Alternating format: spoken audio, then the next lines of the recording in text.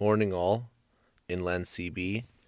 And today we're going to be discussing something called the consistent life ethic, or, in my case, the consistent death ethic.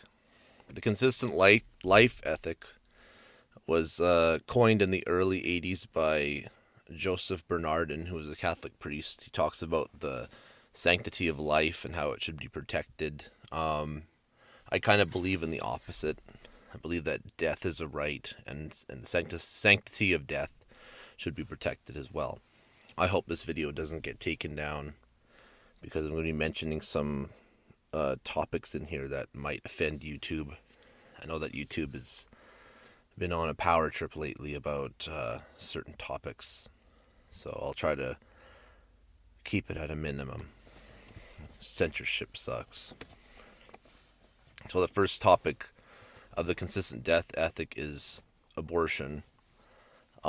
Abortion in itself, I believe that abortion should be a right because of consent. A woman has a choice what to do, what she wants with her body. I believe that the fetus is not independent.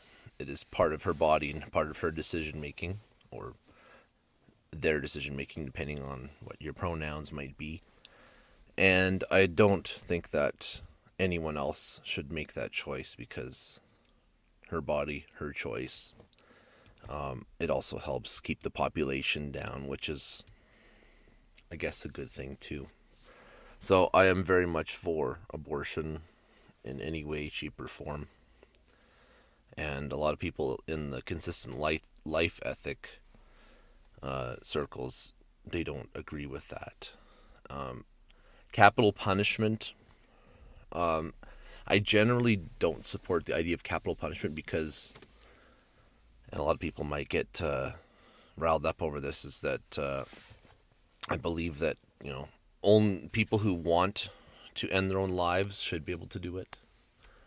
So I only believe in capital punishment in the sense that if a prisoner or the accused or murderer wants to have capital punishment, they want to end their life that way, then they should be allowed, like they should be provided that right. No one else should make that decision for them. So I don't believe in sentencing people to capital punishment only for those who want it. And I know that's probably a very small percentage. I mean, it's probably not very common. So I support capital punishment in that sense. No other sense. Euthanasia. It's also a very hotly related topic, I guess. And euthanasia, of course, is the ending of suffering due to terminal illness or irreversible circumstances.